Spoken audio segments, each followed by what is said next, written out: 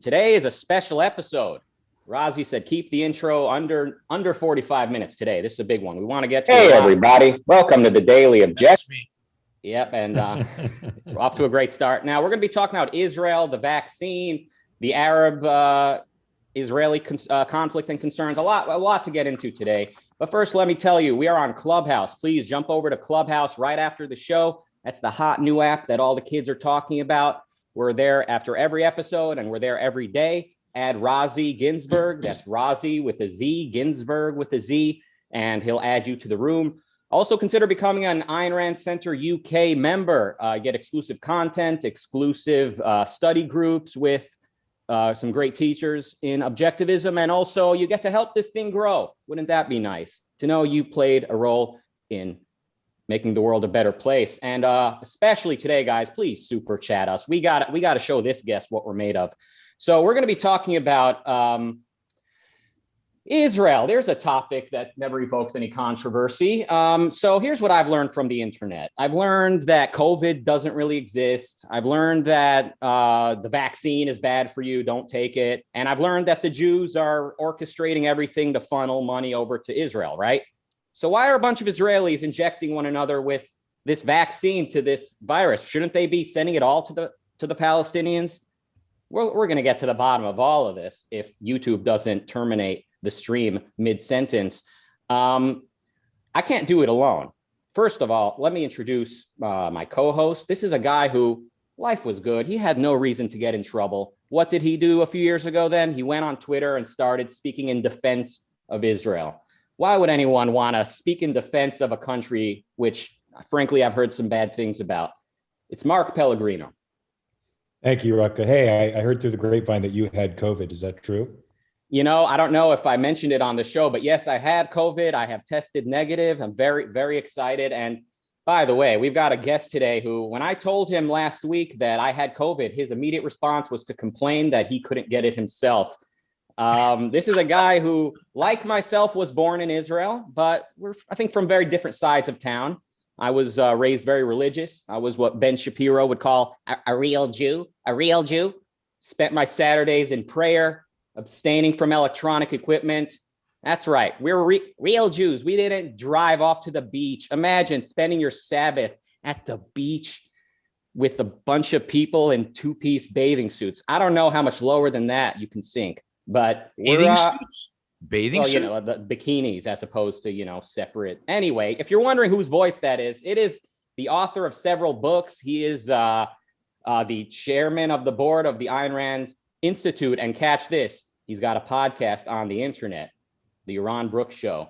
And he's here with us today. Very exciting. Please welcome, it's Yaron Brook.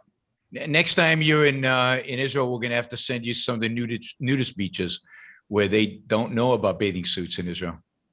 I'm looking forward to that. I haven't been there in over 20 years. Pretty crazy. I don't know if I'll be allowed back in.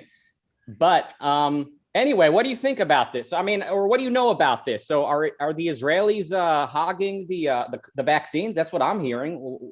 What am I missing?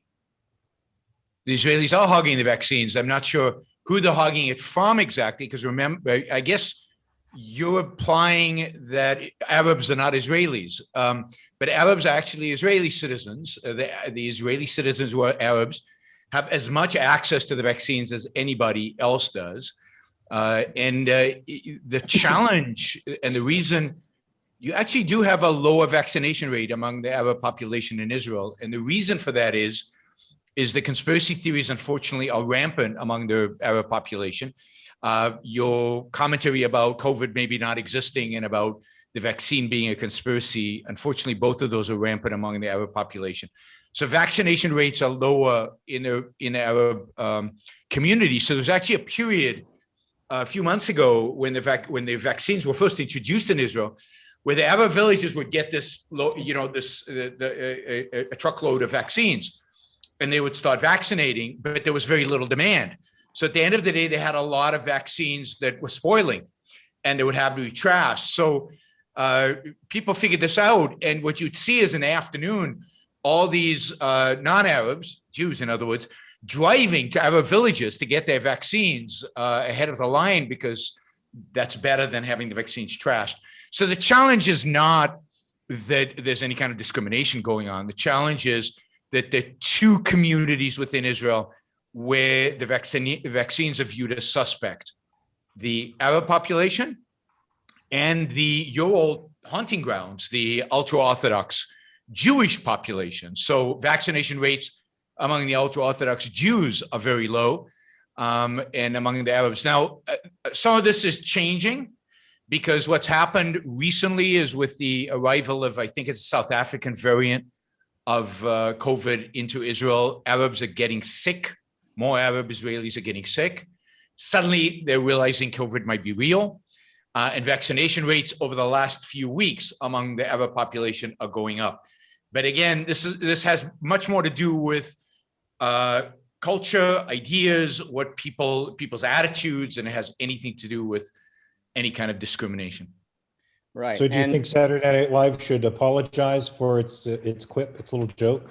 Yeah, it's clearly a kind of an anti-Semitic joke or an anti-Arab joke. You could actually read the joke either way. You could read it as the Jews are hogging it to keep it from the Arabs, or you could read it as the Arabs are too stupid to get vaccinated. Either way, it's an ugly joke and inappropriate. I think what confuses people about this is, like, there's the Arabs living as Israeli citizens. There's about 1 million of those, and they're basically living as Israelis. And I think there's they have full rights under Israeli law, right? They vote, mm-hmm. They have political representation, and they are Israeli citizens. And there's a Supreme Court judge in Israel, or there was one at least, that was an Arab, or is an Arab. And there's a Miss Israel in the pageant who is an Arab. But now that's one type of, I guess, Palestinian. But then there's the actual sort of neighboring territories, the West Bank and the Gaza Strip, which has its own leadership. Since George Bush told them to hold elections, they've elected their own governments, which I don't know if the re-election time has come around yet in the last 15 years. But now those guys, I think maybe when people are saying the Israelis have all the vaccines, they're keeping it away from the Palestinians. Maybe they're talking about the sort of neighboring territories. So there's something there, right? But again, the Saturday Night Quote was about Israel. It wasn't about the Palestinian territories. Look, Gaza Strip, it's stunning to me, the whole attitude towards the Gaza Strip. Right? Here's a area adjacent to Israel, obviously, and I can't remember the population, but it's very, very densely populated. But it's hostile to Israel. They launch missiles into Israel. They try to start fires in Israel by launching these balloons with fires that go into Israel and start fires. They clearly want to kill as many Israelis as possible. They build tunnels and they smuggle terrorists in. They try to kill as many Israelis in. And yet, you have this hostile territory next to you. And Israel, you know that Israel supplies all electricity to this area? Do you know that Israel provides them with water? So they're literally providing the energy for the Palestinians to be able to kill Israelis. They're providing them with electricity to make that possible. And then they bomb them once in a while. So the whole thing is, only an altruist could fight a war like this. Now, it is true that they are a separate political entity. Now, the altruists in the world, in the global community, are demanding that Israel provide them with a vaccine, right? Provide this political entity that's hostile to Israel and kills Israeli at every opportunity. And indeed, they have. So there have been some shipments of vaccines from Israel into the Gaza Strip.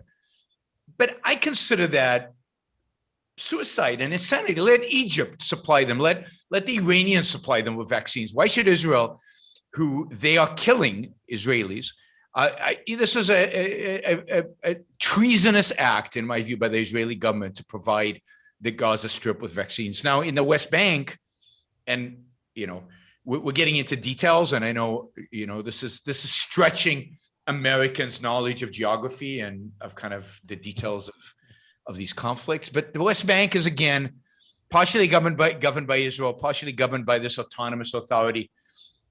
It's more complicated there, given the fact that vaccines are only provided by governments. There's no market in vaccines. You can't just go and buy them. Should Israel be providing vaccines to at least those people within the West Bank that are under its authority? Yes, I think they should. I mean, if you're occupying people, then you're supposed to, You're supposed to protect their individual rights. But it's complicated because the whole situation there is incredibly complicated. And again, conspiracy theories, other reasons why Palestinians are not accepting vaccines even when offered. But Israel generally could have a different attitude towards Palestinians, both be tougher and be better at defending their rights at the same time, right? Tougher. Yeah.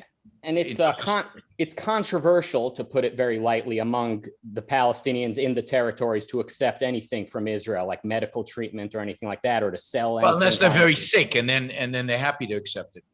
Okay. Right. Now, Mark, any questions or thoughts? Any comments on this whole topic? It's a bit of a big I feel issue. like I'm a fly on the wall. You guys are from the area, so as much as I've read about it, you guys lived it, and you guys know the situation on the ground much better than I. But you say that skepticism is the biggest problem, and I sort of agree. And skeptics would say being from somewhere makes you biased, right? So the fact that we've been there, the skeptics might say, makes us too biased. You can only really be objective if you're completely indifferent and disinterested. A little bit of philosophical. That's certainly the skeptics' take on things, but the skeptics are wrong as usual. True. Hey, but Yaron, I wanted to ask you, don't you think the anti-Semites would say, well, look, the Israelis control the water and electricity to these areas because it's a military advantage for them.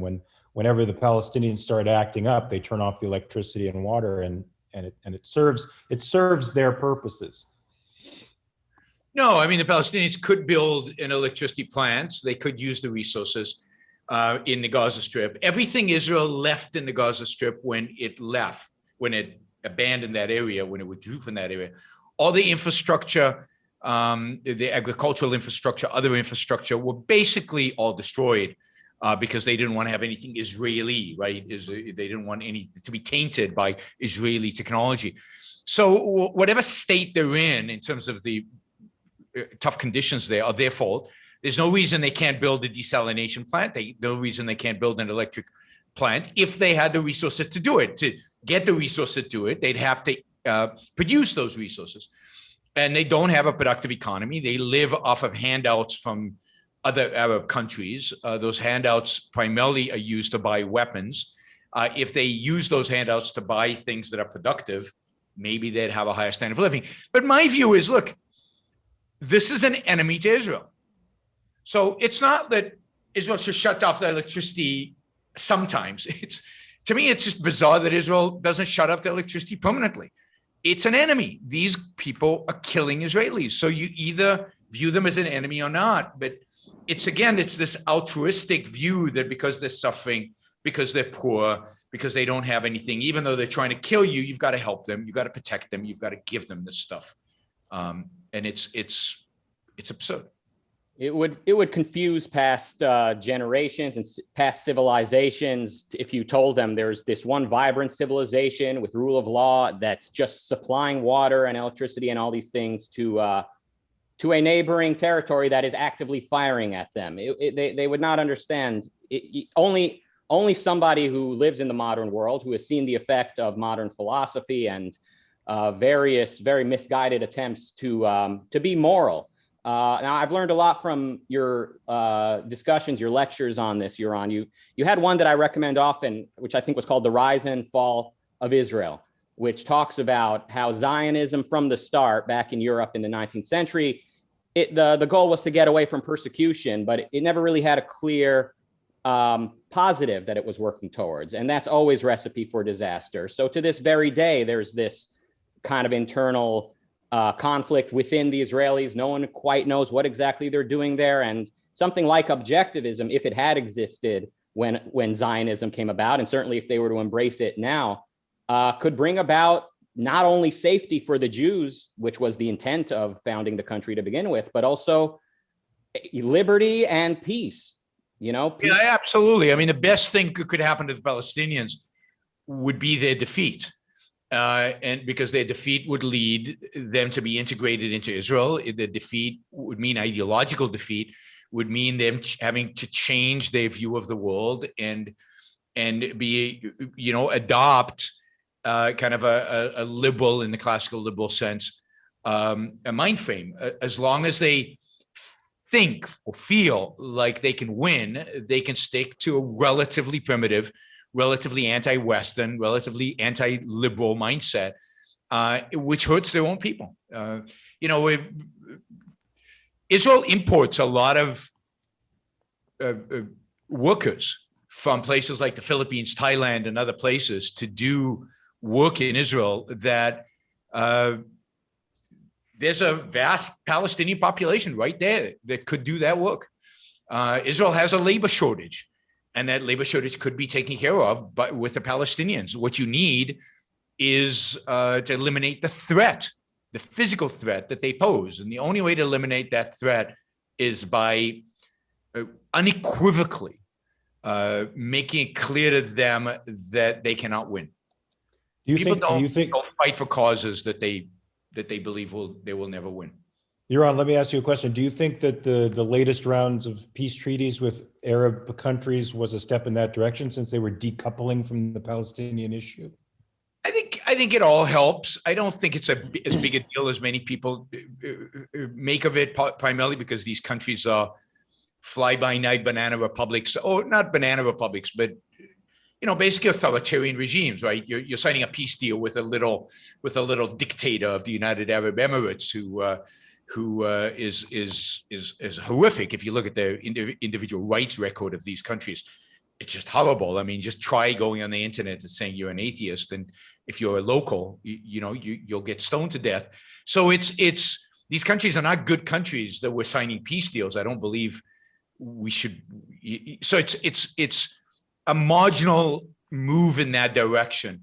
But the only way the Palestinians will ultimately be convinced of this is if they're crushed militarily, and it's not pleasant. I don't like advocating for this, but there's just no other way. Israel should reoccupy the West Bank and the Gaza Strip, completely take away all the weapons that they have, completely defang them politically and militarily, put together a long-term 20, 30-year plan for integrating them into Israeli society, and telling them the dream of a Palestinian state, or whatever it is, or the takeover of Israel is done, finished, will not be tolerated, and impose, and make that clear unequivocally. So it's not easy. It's painful. I don't think Israel has the moral confidence to do it. I don't think they have the stomach for it. But it's the only thing that'll do it fast. It is possible that you can just wait them out, that these peace deals and other things are just over time, the Palestinians just get exhausted of the struggle and just give up. After 50 or 60 years, it doesn't seem like that's going to happen. But no. Right? Are there any secular politicians in Israel that are advocating the one-state solution? Yeah, they are. I couldn't come up with a name right now, but they are. But in Israeli society is basically accepted to a large extent. I mean, there's no real viable left in Israel. Israel's interesting politically, because when it comes to foreign policy and dealing with the Palestinians, there's no left. There's nobody who says, oh yeah, tomorrow we need to establish a Palestinian state, right? I mean, there might be one political party that says that, or two political parties, but they get no vote. They get very few votes. I'd say 80% of the Jewish population is basically under the view of there's no way a two-state solution can work today. We don't know how a one-state solution can ever work. So we're just going to evade and live with the status quo, and the status quo is good enough for us. And we'll build a wall, or we'll pretend the problem will go away. And it's mass delusion and mass evasion, but they're not willing to comprehend what a one-state solution looks like. But they also all know that a two-state solution right now would not work, is not doable. So they pretend it's not a problem. So I mean, my parents are like that. Everybody's like that, right? Everybody in Israel's like that. Yeah. So Israel really is a microcosm of Western civilization in a number of ways. I mean, the way that it's seen by people tends to reflect how people see the West. And the way Israel sort of blames itself for everything is very Western, unfortunately. It should not be. It's not inherent in the Western values, but it reflects the sort of philosophical turns that intellectuals have taken. So just as American intellectuals hate America, similarly, in my understanding, Israeli intellectuals they sort of led the way in blaming Israel for all the problems around them and for likening Israel to Nazi Germany. In my understanding, that kind of came from Israeli universities. But in general, as in any Western country, Israeli intellectuals are anti-Israel because they hate everything that makes Israel good. Relative capitalism, relative individualism, and their respect for reason. Yeah, I mean, the founding intellectuals of Israel, the intellectuals that were at the universities in Israel when the country was founded in 1948, were basically all neo-Kantians. And I get into this in that talk you mentioned about the rise and fall of the state of Israel, or the rise and decline of the state of Israel. It hasn't fallen. But it is, so I'm, one second, let me just change this. So it is the case that Israeli intellectuals are the same. I mean, there's even a kind of a woke culture in Israel. It's not quite as bad as America, but Israel usually lags by 5 years. Any American trend usually becomes trendy in Israel a few years later, although with the internet, it tends to happen faster. The left in Israel is very similar to the left in the United States, with the exception of it's more realistic about foreign policy. But it's adopted this guilt, this idea of guilt. It's adopted this idea of they're to blame for everything, and you do see Israeli intellectuals writing books and novels and everything where Israel is the villain and Israel is the problem in the Middle East. Yeah, when you mentioned the 5-year lag in Israel, that reminded me of growing up over there. Now, I think I entered Israel around the time you left. I was born in '87, and all the TV shows were 5 years behind. Everything, all the movies would show up late. So that definitely brought back some memories. You were born the year I left Israel. That is interesting. I like to say I took over where you left off. But yeah, so I saw the peace deals, the handshake with Yasser Arafat. As a kid, I was like, so what's the point of this if it's not real peace? And no one had an answer then, just like no one has an answer now. So it really was as stupid as it looked. You can't explain it to a child because a child understands. Like you were 6 or 7, right? I was, about. Mm-hmm. I remember calling my parents up and saying, this is a disaster. The terrorism will only increase. What have you done? And terrorism did increase right after that and continued through the second intifada in the early 2000s. And even my parents, who are fairly left, are much more realists when it comes to the whole Palestinian issue than they used to be. The facts on the ground are what they are. And if you lived through the 90s and 2000s, where Israel basically gave everything up, it withdrew from Gaza, it signed a peace deal with Yasser Arafat, it did all these things. And it was rewarded with basically blood, spilt everywhere on buses that I used to travel as a kid on, in the middle of Tel Aviv, in the shopping districts and restaurants, and that people have forgotten what the early 2000s were like for a period of 2-3 years, and how little support Israel got from the rest of the world, including from the Bush administration, during that period to resolve that second intifada. People don't seem to care. It doesn't seem to have any impact, and they've forgotten that, and they view Palestinians as, this peaceful people who are being oppressed by the Israelis, when that is not the reality. Now, that's not to say Israel hasn't made a lot of mistakes, and it has, and it's treated the Palestinians badly on occasion, and it's treated its own Israeli Arabs badly on occasion. And I'm a huge critic of Israel when it comes to its socialist policies and its economic policies and the same kind of stuff that the United States has. But in the big picture, when you compare, there is no comparison. Israel's in the right here in the broad sense, not to say everything it does is good. Yeah, like every other Western country, it's got a lot of work cut out for it. And philosophy is the way. That's a very white, racist thing to say, Western. One of the unfortunate things of the last few years, in all seriousness, is that the alt-right and all these new right Trump fans who at this point, they think many of them, they think Trump is way too, tame for what they're trying to accomplish. They've tried to appropriate Western to mean, a group of people, a family of people with no relation to philosophy or values, chosen values. So that's what we're trying to fight for here at the Ayn Rand Center UK. So in back to the vaccine, to wrap this up, is it basically what they call a nothing burger? There's really nothing to see here, folks. Anyone in Israel who wants the vaccine, whether they're Jewish or Arab, makes no difference. They have the same access.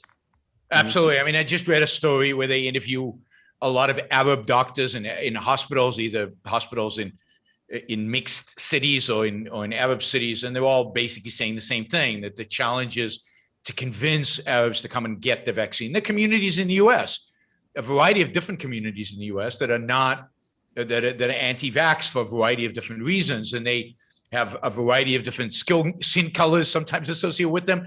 There are communities within the Black community, the communities within the white community that don't want to get vaccinated. And it's not the lack of availability of vaccines, it's that they don't want to get the vaccine. And unfortunately, that is true in some Arab communities. And again, not to generalize, what was the last number I saw? About 40%, was it 30%? Somewhere between 30 to 40% of Arabs in Israel have already been vaccinated. I wish you could say the same thing about Californians. I wish you could say the same thing about Puerto Ricans. I wish you could say the same thing about any state in the United States. Which state has a 30 to 40% vaccination rate? So primarily among the elderly in the Arab communities in Israel, the vaccination rates are quite high. At least they've got one shot, which all the studies are now showing is a big advantage. So no, I don't think it's an issue. The bigger issue, of course, with the vaccination is, why is the government even involved in it? That's the issue. Now, in Israel, medicine is socialized to a large extent, so you expect it, but why is the government even involved in it? And what would be the vaccination rate, imagine, everywhere in the world if the government wasn't involved in it? Well, this is kind of a last minute can of worms, and then we really do need to wrap this up. But I know a lot of the aforementioned alt-right types, one of their kind of talking points is to say that, like, America sends all this money to Israel, and then Israel, they have socialized medicine, while Americans are not getting the treatment they need. So real quick, can of worms open. How would you respond to these guys probably in your chat room currently? First, I'd say, there are a few of them in the chat room. I would say that America shouldn't send a dime to Israel unless it's related to defense technology, which the United States benefits from directly. So unless it's an investment in defense, I don't think Israel needs the money. I think it's like welfare. It makes Israel a less prosperous country because it represses movement towards more free markets because they've got Uncle Sam sending them checks. But of all the countries in the world that the United States gives money to, and it gives to Egypt just as much as it gives to Israel and to a lot of other countries, Israel's probably the most virtuous of all those countries, and the one that the United States gets the most out of the money. So stop foreign aid. I'm all with that. The sad thing is that those alt-right would like to bring socialized medicine into the United States. They'd like to use that money to create socialized medicine here, or at least for some populations in the United States, they would like to have socialized medicine. Yeah, let's have you back and talk about the new right and the alt-right. And by that time, they'll probably morph into something even more horrific. But that's for another day. Thank you, everybody, for watching. We got some super chats. Well, we didn't even have time to read. This was such a great episode. And thank you, Mark. Thank you, Yaron. Thanks, guys. Thank you. Appreciate it. This was fun. It was a lot of fun. We're about to jump over to Clubhouse, everybody. Join us there. And please consider becoming an Ayn Rand Center UK member. You get exclusive content, study groups with some great objectivist thinkers, and best of all, you get to save the world at a time when, guys, if you think Israel's bad, wait till you see what the whole world looks like if we don't act now. All right. Thank you and goodbye. Bye. Bye-bye.